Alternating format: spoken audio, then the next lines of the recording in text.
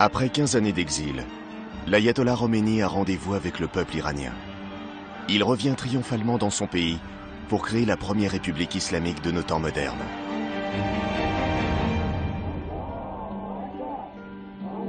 La révolution qui a embrasé l'Iran et qui le porte aujourd'hui au pouvoir, Khomeini l'a entièrement conduite depuis un village de France, Neauphle-le-Château, au fond d'un jardin planté de pommiers. La stratégie mise en œuvre en France par Khomeini est double. En direction de l'Iran, ce sont des messages d'une violence radicale. À destination de l'Occident, il s'agit d'emporter l'adhésion des journalistes et des intellectuels, toujours en attente d'une révolution 10 ans après mai 68.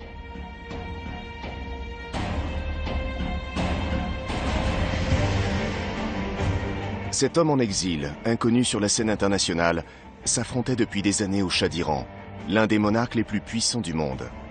C'était depuis 15 ans un combat à mort entre le religieux et le roi qui allait trouver son dénouement lors du séjour de Khomeini en France.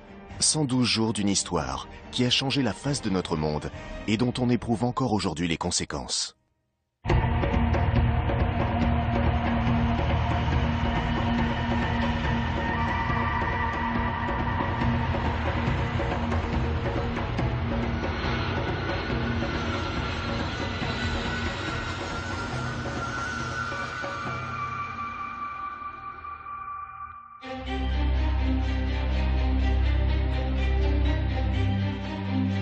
Golzadeh nous avait dit soyez là au cas où il se passerait quelque chose avec la police aux frontières pour essayer d'obtenir en tout cas au moins qu'il entre en France. Nous étions là quelques minutes ou dizaines de minutes avant l'arrivée de l'avion. Dans la poste frontière, Khomeini avec son fils sont rentrés. Khomeini passait devant, son fils passait derrière.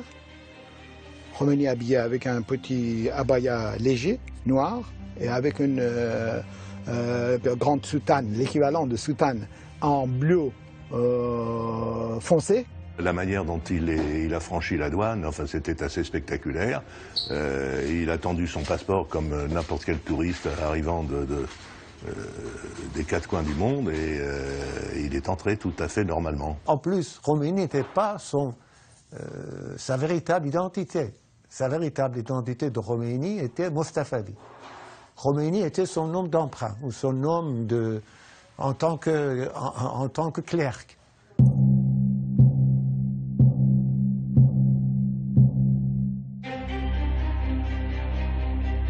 C'est comme simple touriste que l'ayatollah Khomeini débarque à Orly.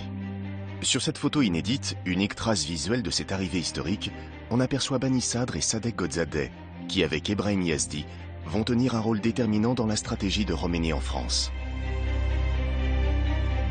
Qui sont ces trois hommes? Trois intellectuels iraniens dont le point commun est d'avoir fait leurs études en Occident. Abolhassan Bani Sadr est le fils d'un mollah très proche de Khomeini, qui le considérera comme son fils spirituel. Sadegh Ghozadeh s'est formé aux États-Unis, où il se spécialisera dans l'étude des médias et des relations publiques. Ebrahim Yazdi, comme Ghozadeh, a vécu aux États-Unis où il devint médecin. Âgés tous les trois de 45 ans, ce sont des laïcs progressistes, mais aussi de fervents musulmans. Avant d'atterrir en France, Khomeini a vécu pendant 14 ans en Irak, dans la ville de Nadjaf, ville sainte du chiisme, où le Shah d'Iran l'a exilé en 1964. C'est à cette date que remonte vraiment l'affrontement entre les deux hommes. Pour bien comprendre les événements que nous relatons ici, il nous faut retracer les premiers chapitres de ce combat à mort qui s'est alors engagé depuis Nadjaf, entre Khomeini et le Shah.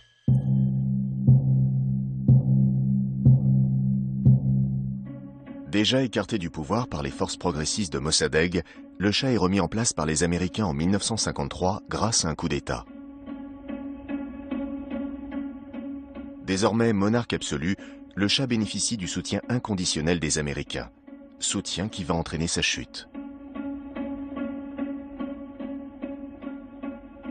Les Américains ont commencé pas à pas à donner la carte blanche au Shah qui s'est trouvé d'un seul coup sans aucun rival au pouvoir et face à son peuple.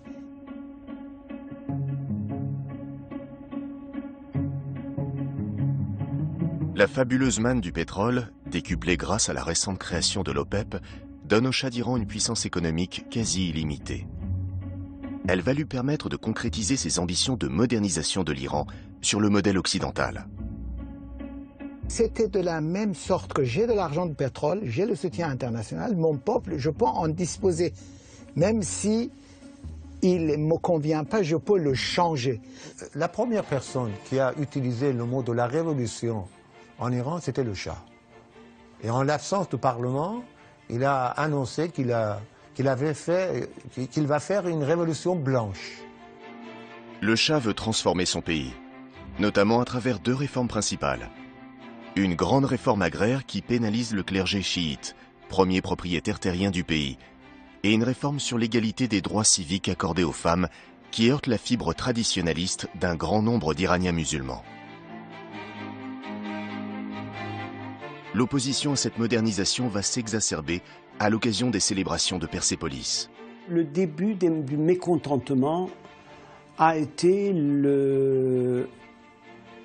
les célébrations de 2500 de la création de l'Empire d'Iran. Le Shah décide de magnifier la grandeur de la monarchie iranienne. Sur le site archéologique de Persépolis, pendant 4 jours, du 12 au 16 novembre 1971, des festivités somptueuses étalent aux yeux du monde une ahurissante débauche de richesses. Plus de 25 millions de dollars sont investis dans un spectacle digne d'un péplum hollywoodien. Devant un parterre de chefs d'État et de têtes couronnées, le Shah, dont la dynastie est toute récente, cherche à conforter sa légitimité royale. Le Shah souffrait d'une absence de légitimité dynastique. À l'intérieur du pays, cette cérémonie d'un autre âge cristallise tous les mécontentements. Et à l'extérieur, elle amplifie l'hostilité à l'égard du Shah et de son régime.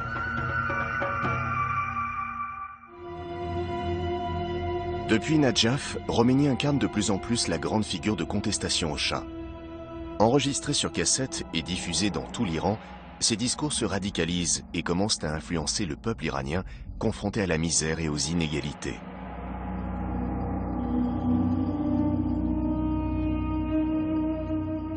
The Shah didn't like at all the fact that Khomeini was using Najaf and Iraq, for that matter, as a base to develop a campaign against the Shah. Il y a des cassettes de Khomeini qui arrivent à Téhéran. Il faut répliquer. Le Shah aurait dit pourquoi pas. Dans une tentative de riposte pitoyable, le Shah va tenter de discréditer son adversaire. En janvier 1978, il fait publier dans Etalat, grand quotidien du soir, un article injurieux où Khomeini est traité d'homosexuel, sa femme de prostituée et son identité iranienne contestée. Si on veut fixer un début, un jour, au mouvement révolutionnaire qui a provoqué la chute de la monarchie, c'est la publication de cet article.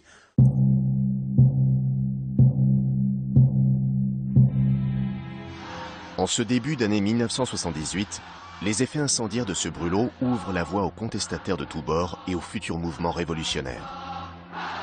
À la fin de l'été, 2 événements aux origines aujourd'hui encore inexpliquées précipitent la radicalisation des foules iraniennes. L'incendie du cinéma Le Rex à Abadan, le 19 août 1978, où périssent plus de 400 personnes. Et les manifestations réprimées dans le sang place Jalais à Téhéran. Khomeini exploite ces tragédies pour renforcer son opposition au Shah. Celui-ci, aux abois, demande à Saddam Hussein de l'expulser d'Irak. Mais le leader irakien, soucieux de respecter ce représentant emblématique d'un islam chiite, attend une occasion plus favorable. Khomeini, après, il a décidé un jour qu'il voulait aller à Karbala. C'est une autre ville sainte. La police irakienne lui a donné l'autorisation d'aller à Karbala. Mais quand de Karbala, il a voulu rentrer à Nadjaf, ils ont dit non, pas question. Vous ne pouvez rentrer à Nadjaf que si vous vous engagez de ne pas faire des déclarations politiques. Et Khomeini a donné une phrase qu'il a donnée après ici en France aussi, en disant « J'ai une petite tapis de prière, n'importe où qu'on me laisse de mettre mon tapis de prière, j'irai, mais je garderai ma liberté de parole sur mon tapis de prière.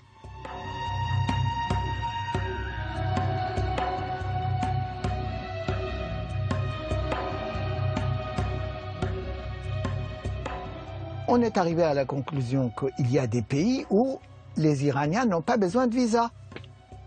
Les pays de Benelux, la France.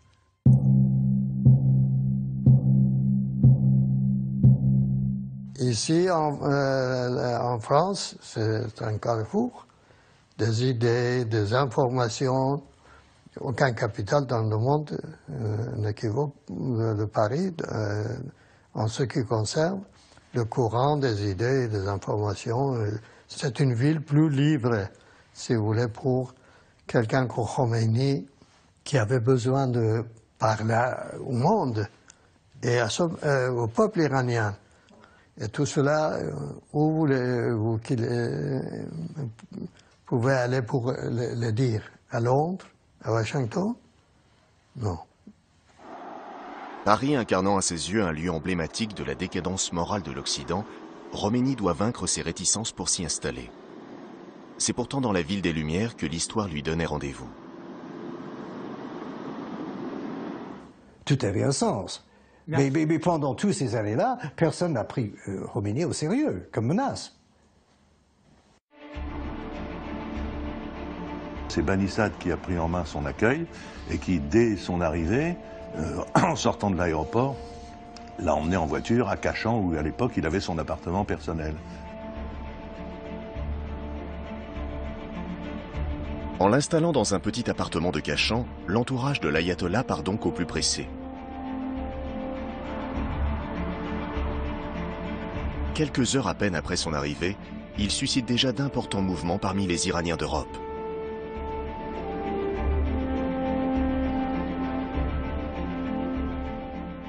Un quart d'heure après qu'il était là, je suis allé dans le petit appartement, il s'est installé, et après je suis parti. Je suis revenu 4 heures après. Déjà, l'escalier de 3 étages, et sur le trottoir, il y avait une queue qui se constituait des Iraniens des différents endroits de l'Europe qui venaient pour rendre visite à Khomeini. À Cachan, l'avenue du Pont-Royal est désormais submergée par la foule des fidèles venus de partout. Mais les autorités françaises semblent toujours ignorer cet événement. Il y avait un certain degré d'impréparation parmi l'équipe d'accueil de l'ayatollah ici en France. Aucun n'avait pensé à prévenir le gouvernement français. Au même moment, à Téhéran, des centaines d'Iraniens reconnaissants assaillent l'ambassade de France, chargée de fleurs aux couleurs de notre pays. On sonne à la porte et on me dit, il y a 3 personnes qui veulent voir l'ambassadeur et ils portent des fleurs.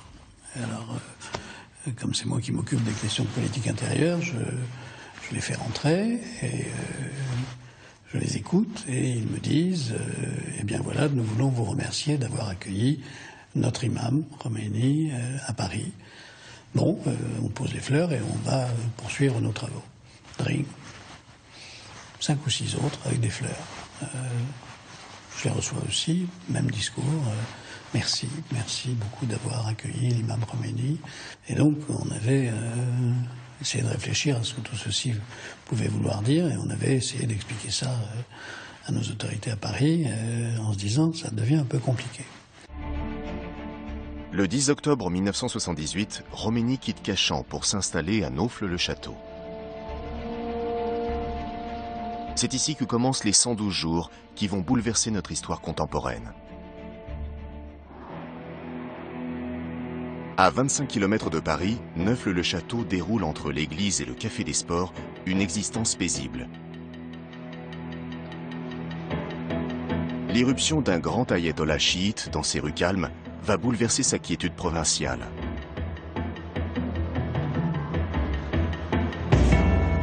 J'arrive le premier jour parce que j'ai une amie qui habite juste à côté dans la rue de la Gouttière et qui me téléphone. Il est vers midi.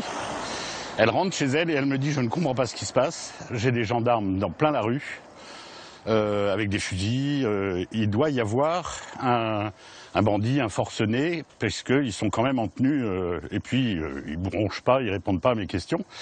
Et comme à l'époque Mesrine était en cavale, J'ai pensé que c'était ça. Donc je suis venu assez vite ici, chez mon ami. C'est dans cette rue que Khomeini va trouver refuge. Et toute son existence s'inscrit désormais dans ce petit périmètre limité à 2 modestes habitations qui se font face. L'une au portail vert, où se déroulent ses manifestations publiques. Et l'autre au volet bleu, où il réside avec sa famille. Cette animation d'un seul coup dans Naufle, qui est un petit village calme, on peut le remarquer, mais à l'époque, il y a 30 ans, il était encore plus calme. Et là, d'un seul coup, c'était une animation à la fois pour les habitants, pas tous très heureux d'avoir ce voisinage, et puis par ces gens que je vous dis qui venaient par voiture entière, bourrés, mais vraiment 7 à 8 personnes dans des petites voitures. Le soir, l'ayatollah en famille, les gendarmes fermaient la rue de Chevreuse, et l'ayatollah montait tout doucement, tranquillement. La vie quotidienne de l'ayatollah est rythmée par sa pratique religieuse.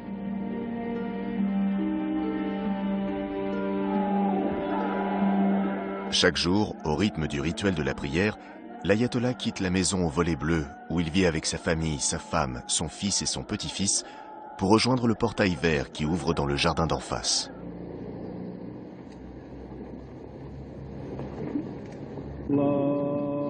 Dans ce jardin, Khomeini vient se livrer aux 3 occupations centrales de sa vie publique.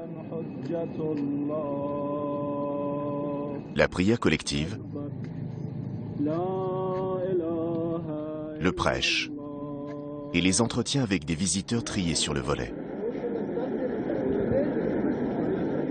Il y avait une sorte vraiment d'engouement presque mystique dans cette rue. Les fidèles affluent de plus en plus nombreux vers Neauphle-le-Château. C'est une foule exaltée et en pleine ferveur religieuse. On vient ici dans cette rue de Chevreuse pour soutenir cet islam politique incarné par Khomeini et qui commence à prendre souche. Moi, ça me paraît complètement improvisé. Complètement. Ils ne savent pas où acheter à manger. Ils partent chercher et on les voit revenir avec des sacs de biscuits. Ils ramassent les pommes. Il y a des pommes, on est au mois d'octobre et il y a des pommes. Et ces gens qui viennent des pays du nord de l'Europe apportent, ça je l'ai vu et on l'a vu, on est nombreux à l'avoir vu, des sacs de billets.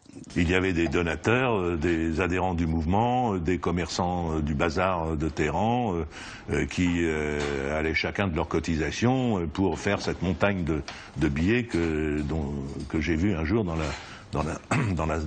l'attaché-caisse de Gobzadeh.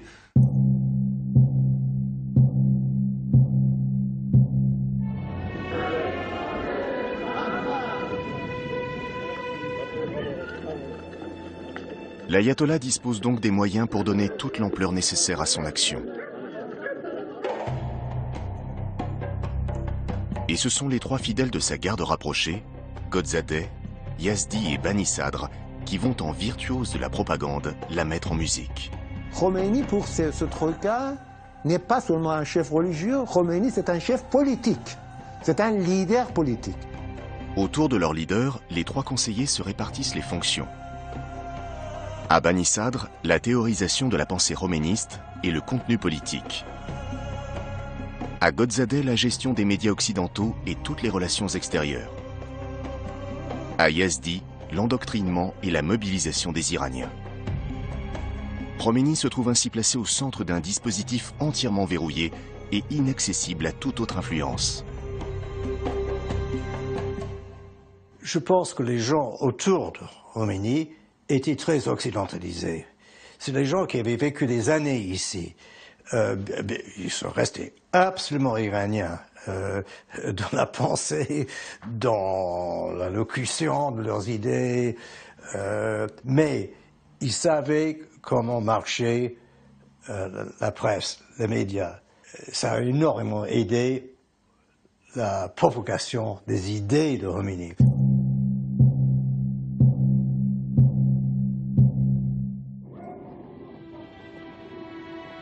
Claire Brière-Blanchet est alors journaliste à Libération et elle est une spécialiste reconnue de l'Iran. Elle s'y est rendue souvent avant 1978 et de ce fait elle bénéficie de la confiance de l'entourage de Khomeini. Elle sera donc la première journaliste autorisée à entrer dans le Saint des Saints pour y rencontrer le chef religieux. C'est là que je suis avec un photographe qui s'appelle Michel Sedboun. Et on voit Khomeini assis sous le pommier. Et je dis à Michel Sedboun, mais tu sais quoi, là, tu fais une photo et on a le titre du journal. L'ayatollah sous un pommier. Et c'est comme ça que la fameuse photo de Khomeini sous son pommier a fait le tour du monde. Cet homme seul au milieu de son petit jardin, animant des prières collectives modestes, en insistant sur sa faiblesse, sa vulnérabilité et la symbolique du révolté, est évidemment une manière forte de faire de la politique. C'est pas du tout simplement l'innocence, c'est aussi une vision politique, un discours politique, une force politique incontestable et qui effectivement est je dirais une stratégie.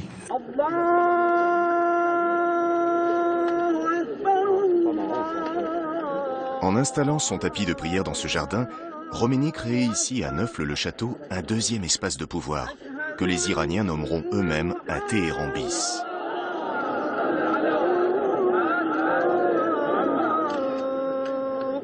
Au combat politique qui le dresse contre le Shah, il donne de plus en plus ouvertement une assise religieuse, laquelle lui confère une légitimité supérieure.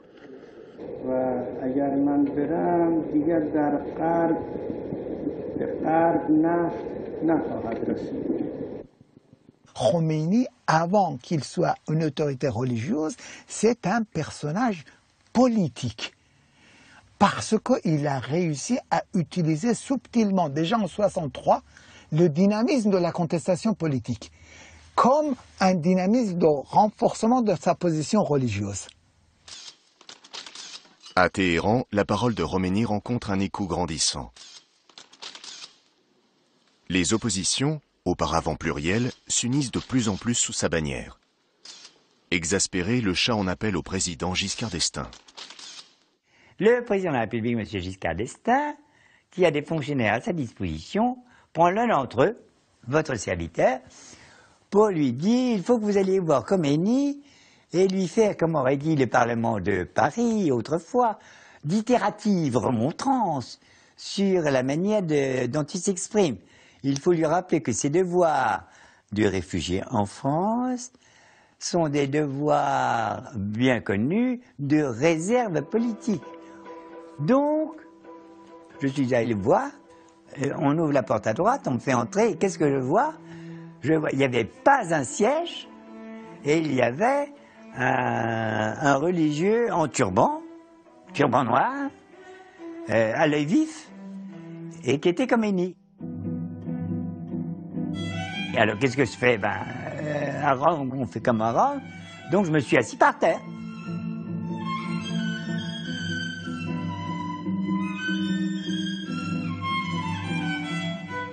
Et là commence la représentation du Quai d'Orsay et les réponses de Khomeini. C'est assez étonnant d'ailleurs parce que les réponses de Khomeini en persan, je ne connais pas le persan, sont très longues et apparaissent très détaillées, et les traductions de Gobzadeh sont très simplistes, c'est-à-dire qu'une phrase énorme sera traduite en 5 mots en français. Bon. Alors savoir s'il a tout traduit ou s'il a simplement dégagé l'essentiel de la réponse de Khomeini, mais jamais Khomeini ne marque d'humeur vis-à-vis du gouvernement français. Tout ceci se passe très bien, d'entre gens très convenables. Voilà. Et moins de 8 jours après, nouveau coup de téléphone, je crois, de la présidence, en me disant, vous avez été voir Khomeini, mais ça n'a pas suffi, parce que Khomeini, maintenant, a tourné les prescriptions que vous lui aviez indiquées en enregistrant des déclarations furibondes sur cassette.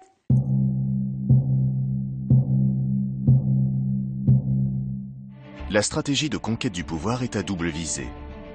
L'une en direction de l'Iran, l'autre orienté vers l'Occident. Il s'agit donc dans un même élan d'endoctriner les foules de Téhéran et de rassurer l'opinion publique occidentale. Khomeini et son entourage assumeront ce double langage jusqu'au bout. La révolution iranienne était une révolution médiatique, faite avec les cassettes.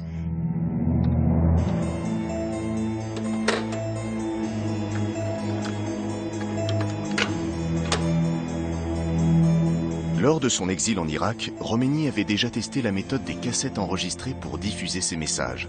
Ici, en France, l'évolution de la technologie va lui permettre de déjouer la censure et de donner une nouvelle dimension à sa propagande politique. Il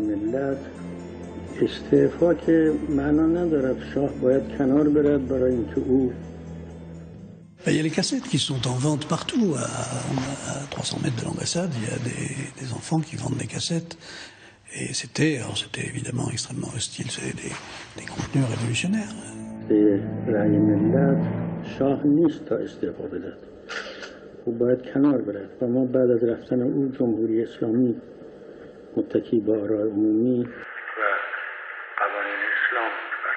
Jusque-là, le message de Khomeini se focalisait sur la même formule lapidaire.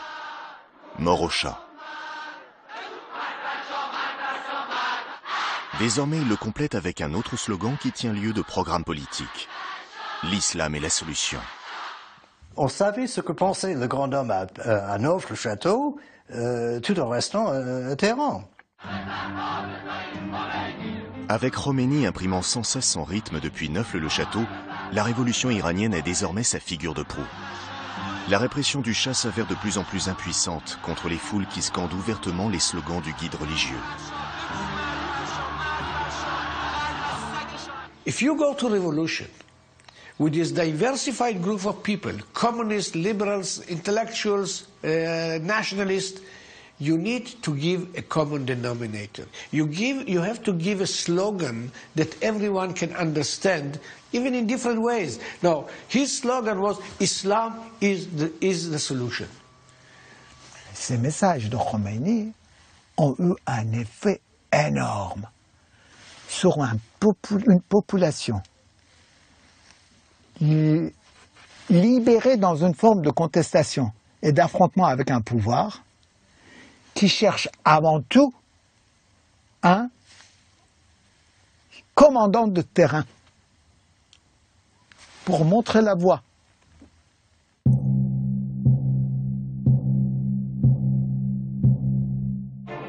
Khomeini et son entourage ont une obsession: disposer du temps nécessaire pour liquider le Shah. Aussi, pour maîtriser cet enjeu primordial du temps, la bataille qu'il faut désormais remporter est celle de l'opinion occidentale. Et ce sont les intellectuels qu'il s'agit d'abord de sensibiliser. Ces personnalités de référence qui éclairent la voie aux journalistes et influencent l'opinion. 10 ans après mai 68, 3 ans après la guerre du Vietnam, les intellectuels français se découvrent un nouveau combat. La destitution du Shah, l'allié des États-Unis et la figure emblématique de l'impérialisme honni.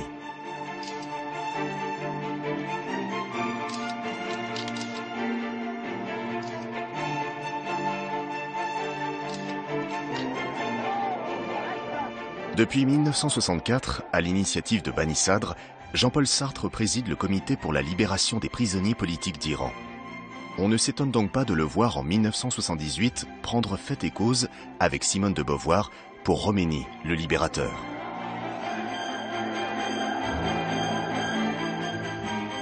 Mais l'intellectuel français dont les prises de position vont produire le plus grand retentissement est Michel Foucault.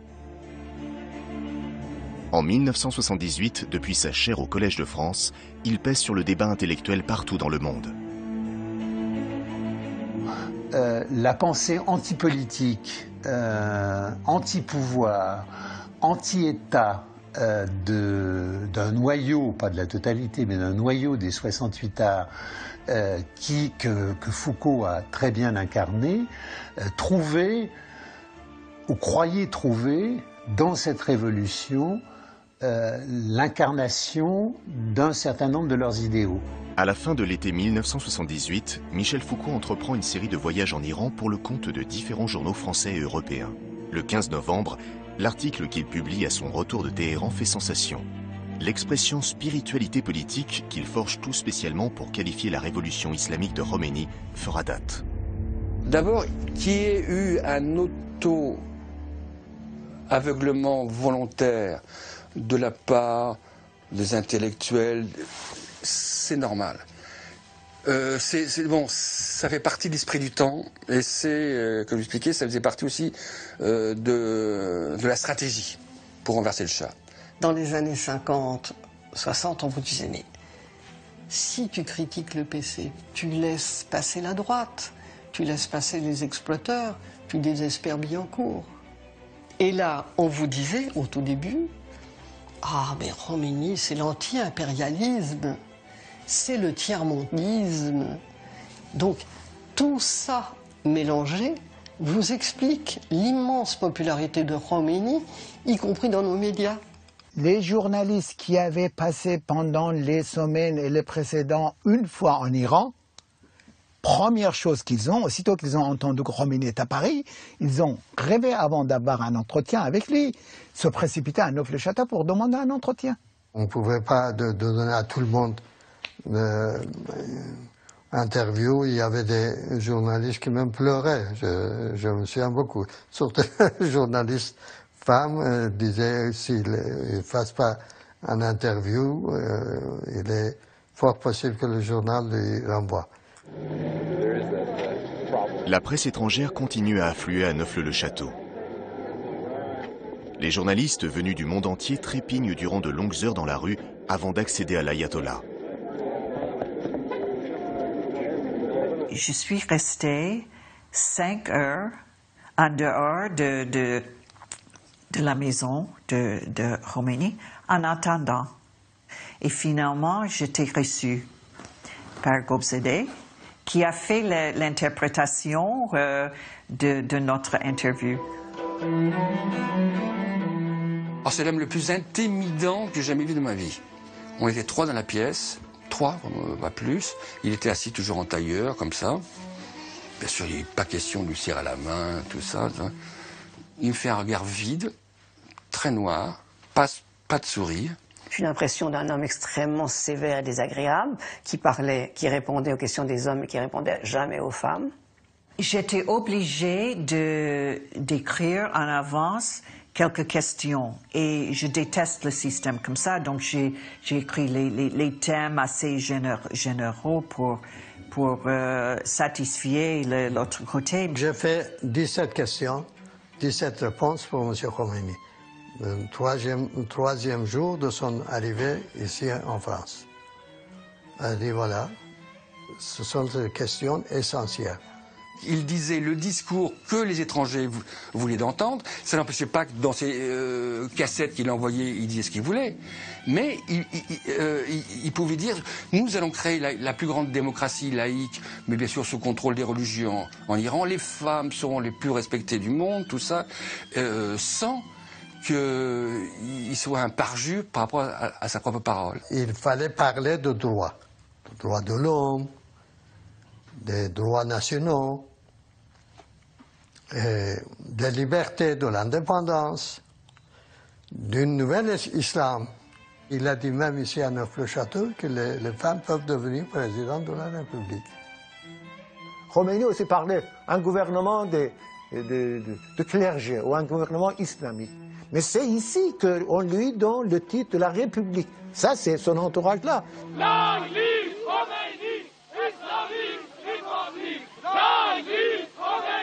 Il parle de démocratie, donc tout le monde l'écoute, et puis c'est un religieux, donc on respecte le religieux quand même, il y a quelque chose, on sent le côté sacré de la chose. Le mythe Khomeini élaboré pour l'Occident se fonde sur cette vision du vieux sage assis sur son tapis de méditation au fond d'un jardin français. Cette image installe durablement l'ayatollah dans l'imaginaire collectif comme le guide spirituel au-dessus des contingences humaines. Khomeini apparaissait comme un pur parmi les purs, un intègre parmi les corrompus, et que ça on ne peut pas l'oublier. Il est déjà une sorte de Dieu vivant. C'est celui que les foules qui l'attendent à Téhéran vont appeler le Mahdi, le Messie, le 12e imam. Dans la mythologie chiite, le thème de l'imam caché fait référence à ce 12e imam que Dieu a enlevé à la terre pour le faire revenir avec la mission de rétablir la paix et la justice. Pour les Iraniens qui l'attendent à Téhéran, Khomeini incarne cet espoir. Khomeini used the weakness of the West to struggle with them, and it used the strength of the West, the technology, the freedom, democracy, media, to become so prominent. And the ground was basically from a big movement in October 78, it became a mass movement.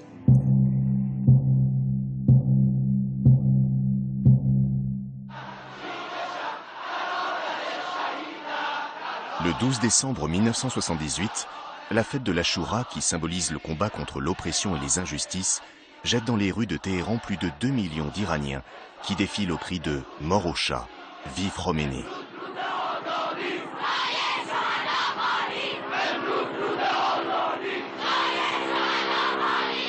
La prise de conscience que l'opposition est puissante et que c'est une opposition dominée par les forces et par la vision d'un avenir islamique, là c'est très, très sensible, simplement par le fait que dans cette énorme manifestation de l'Achoura, les démocrates ne sont pas nombreux et qu'autour d'eux, il y a des portraits de Khomeini partout. Et c'est véritablement des masses qui descendent dans la rue et qui parlent, et les slogans, les propos sont ceux de la révolution islamique.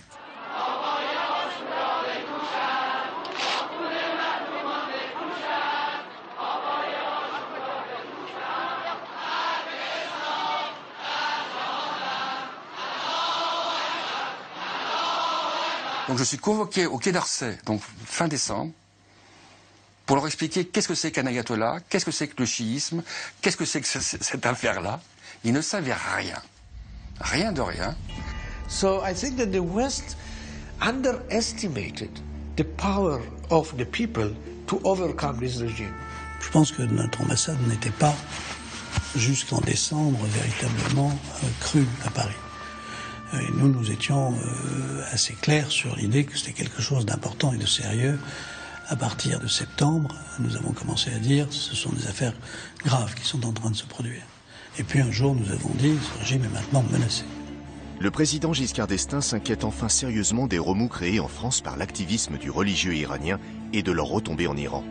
Il envoie donc en mission spéciale auprès du Shah son homme de confiance, Michel Poniatowski, alors ministre de l'Intérieur. Il a trouvé un palais en état de siège, et un Shah lui aussi très marqué par la force de la confrontation. C'était juste un peu avant Noël, 78, et il est revenu en se disant, bon, l'ambassade est pessimiste, mais elle a des raisons d'être pessimiste. Je crois qu'à partir de là, le sentiment que quelque chose de grave se jouait en Iran était le sentiment des autorités françaises. Les Français, au niveau de la représentation diplomatique, comprenaient ce qui se passait, l'importance de ce qui se passait. Au moins les Américains que j'ai eu l'occasion de rencontrer sur place ne se rendaient absolument pas compte de la profondeur du mouvement qui était en cours, puisque 15 jours avant le départ du Shah, j'étais à l'ambassade américaine avec un représentant diplomatique CIA qui m'expliquait que, pour faire vite, il m'expliquait que l'armée de toute façon tenait ça et qu'il n'avait aucune inquiétude et que tout était sous contrôle, même si le Shah devait partir.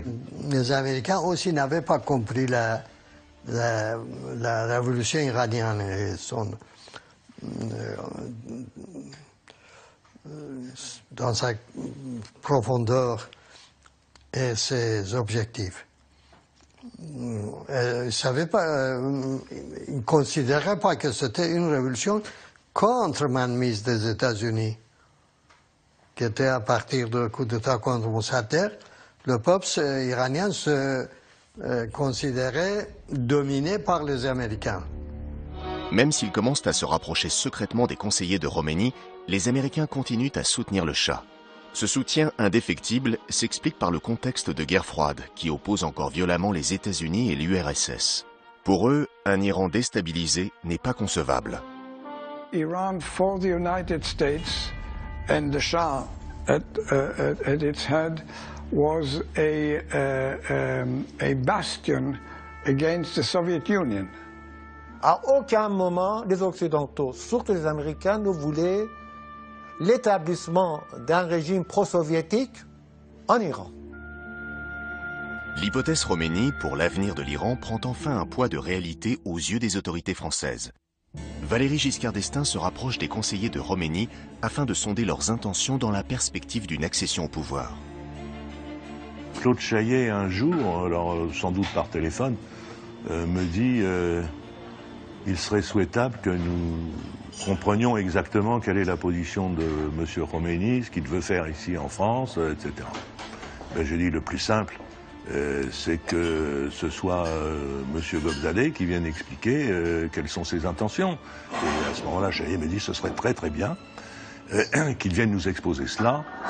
Et il organise une réunion au Quai d'Orsay avec différents personnages, une espèce de grand jury qui va auditionner Gobzadeh pendant 1h30 ou 2 heures sur son projet, sur le projet de ses amis par rapport à ce changement de régime pour lequel il milite.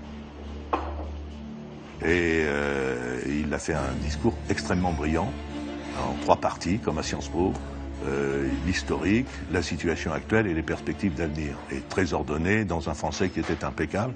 Quelques instants plus tard, ou une demi-heure peut-être, Chaillet m'a rappelé pour me dire oui, le message a été transmis et le président de la République que nous avons pu joindre dans son avion a été très informé du discours, de l'entretien que nous avons eu avec M. Gobzadeh. Le problème iranien est inscrit à l'ordre du jour de la conférence de la Guadeloupe et avec suffisamment, je pense, de brio de la part du président de la République pour convaincre les autres participants, les Allemands, les Anglais, le Japonais, de modifier leur position vis-à-vis de l'Iran.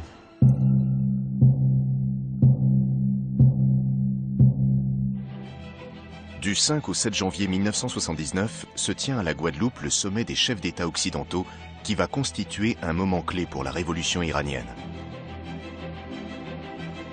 Les puissances occidentales, États-Unis en tête, viennent se concerter pour décider du maintien ou de l'abandon de leur soutien au Shah. Or, une information capitale concernant la personne même de celui-ci va précipiter cette décision commune. The other thing that was the unknown, I think, to the United States is that the Shah was sick. Le Shah est atteint d'une très grave maladie qu'il tient dans le plus grand secret. Il est traité par 4 médecins, dont 2 Français, les professeurs Jean Bernard et Georges Flandrin. Ces 4 médecins se retrouvent au palais impérial à Téhéran.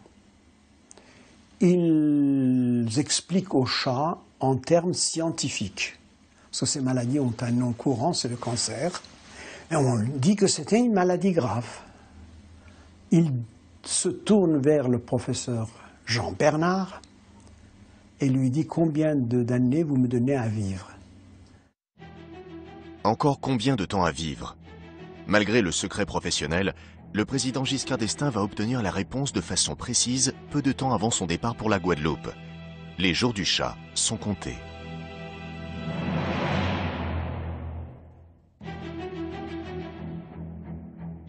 Et ça, c'était une information de première importance. Et les Occidentaux se sont rendus compte trop tard qu'ils avaient construit toute leur influence dans la zone qu'ils considéraient comme le centre de stabilité du Proche-Orient sur l'organisme d'un homme.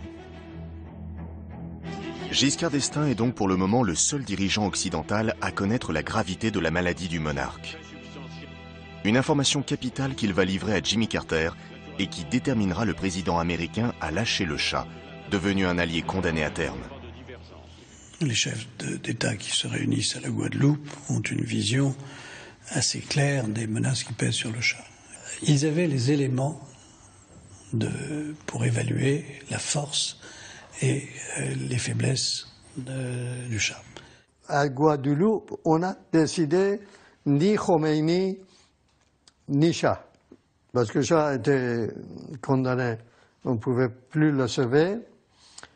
Les Américains avaient choisi la solution Bakhtiar. Bakhtiar était un dirigeant reconnu de la dissidence. En nommant Premier ministre cet adversaire politique, le Shah croit sauvegarder les conditions d'une transition non révolutionnaire.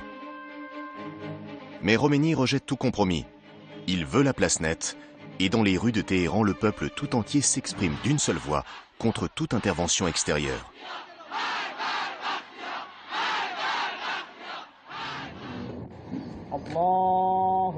Il ne prêche plus qu'une chose, un Iran islamique. This notion of return to Islam became very popular among the peoples. But if you ask yourself, okay, he wanted to establish a chain reaction. Khomeini's philosophy was that a worldwide mission, a worldwide vision. Nous allons exporter notre révolution, disait-il. C'était l'appel à la lutte finale. Et tout le monde suivait. Je veux dire que le degré de haine du Shah était monté à une intensité qu'on n'imagine pas.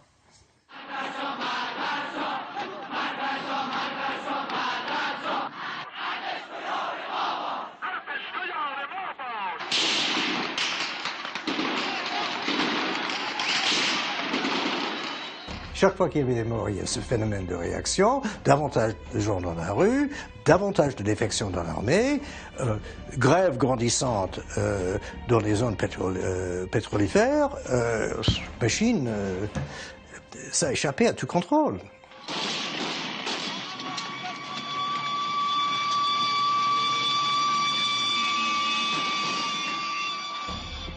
On voit bien que là, face à quelque chose qui est une mobilisation populaire, ça devient très, très compliqué. L'issue était écrite d'avance.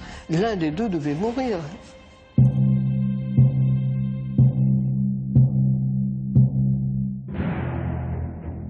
À la surprise de son entourage, le Shah s'embarque le 16 janvier 1979 dans un avion qu'il pilote lui-même par crainte d'un attentat. Il s'envole pour l'Égypte où l'accueille le président Sadat.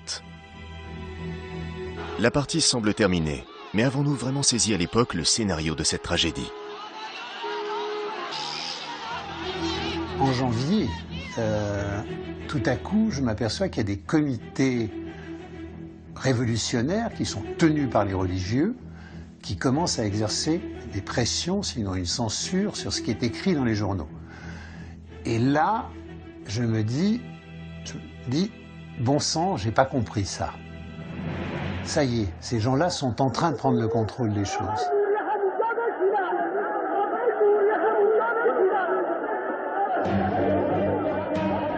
À Téhéran, les chefs religieux commencent à prendre le contrôle du mouvement révolutionnaire.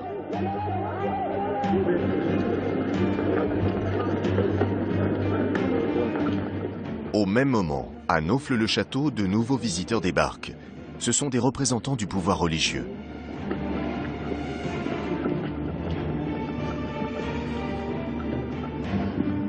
C'est avec eux que Khomeini jette les bases de la future République islamique.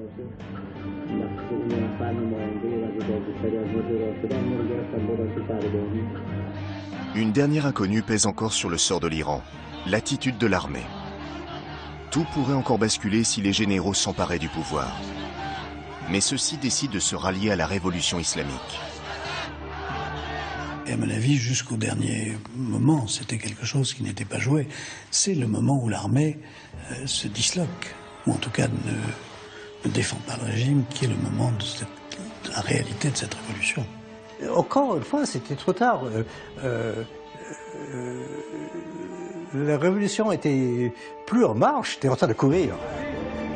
Sur les conseils de son entourage, qui craint un attentat des chasseurs iraniens contre l'avion, Khomeini invite la presse internationale à l'accompagner dans son voyage du retour.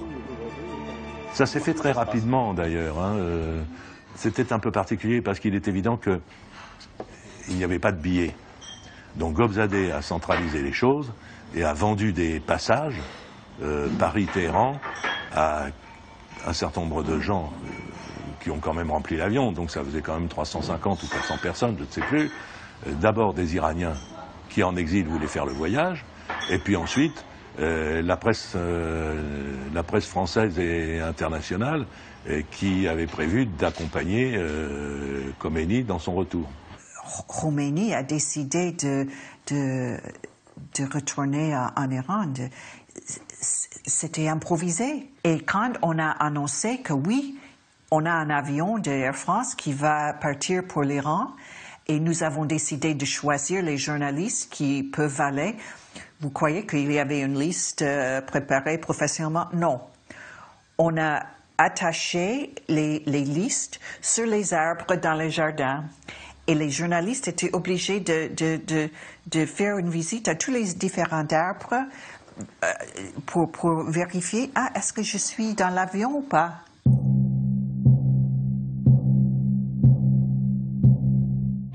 We have negotiated with Air France, and Air France is willing to provide the planes and all that. So there is no problem in terms of planes and crews. The only problem is the price.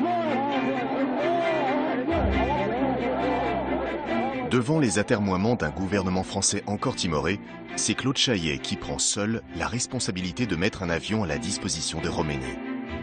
Je dois reconnaître en toute humilité que je suis très content d'avoir remplacé le Premier ministre pendant le temps nécessaire pour affréter un avion et pour envoyer Khomeini à Téhéran, car c'est ça que j'ai fait finalement. C'est parce que j'ai décidé, en prenant le risque, d'affréter un avion pour Khomeini que Khomeini est rentré à Téhéran. C'est un avion qui nous a beaucoup occupés. Parce que c'est un avion français qui appartient à l'État, enfin à Air France, une compagnie d'État à l'époque, donc on fait attention. Et puis surtout, on a peur qu'il y ait quelque chose contre cet avion. Roissy, le 31 janvier 1979. L'aéroport est submergé par une foule de fidèles venus acclamer le guide suprême pour son retour en Iran. Il y a aussi tous ceux qui l'accompagnent dans l'avion, les membres de son entourage, des militants iraniens et de nombreux journalistes de la presse internationale. Au nom de Dieu, maintenant, après 4 mois que je réside en France, je quitte ce pays pour servir mon pays. Et c'est nécessaire que je remercie le gouvernement et le peuple français qu'ils prenaient les mesures de sécurité et ils me donnaient la liberté d'expression.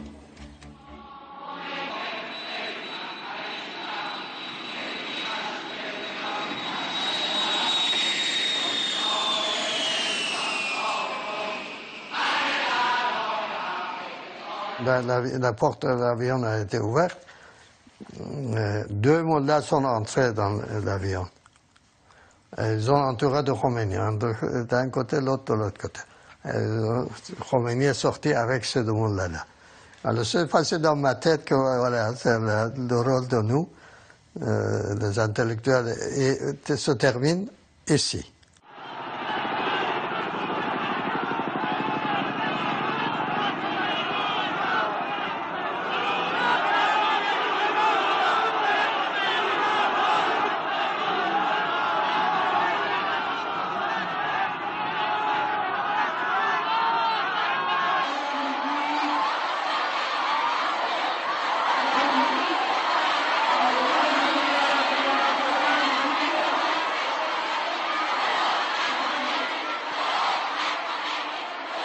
It was Khomeini who was the brilliant man. Because look at the results. Qutbzadeh was executed. Bani Sadr is in Versailles. He was kicked out from the presidency. And Ibrahim Yazdi is most of the time in jail in Iran today. So who is the man who managed to do it? He used all of them. Les Américains qui s'étaient résignés à pactiser avec Khomeini devaient connaître un brusque réveil. Le 4 novembre 1979, 400 étudiants islamiques, dont Ahmadinejad, le président actuel de l'Iran, prennent d'assaut l'ambassade des USA à Téhéran. Une nouvelle histoire s'ouvrait, qui est toujours en marche. Ce qui se passe actuellement dans les pays arabes, c'est l'une des conséquences de cette révolution.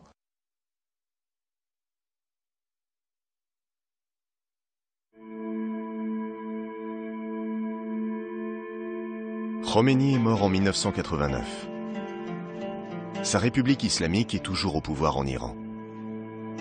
Et Naufle-le-Château, dont le nom est désormais celui d'une rue de Téhéran, est aujourd'hui un lieu de pèlerinage pour les chiites iraniens.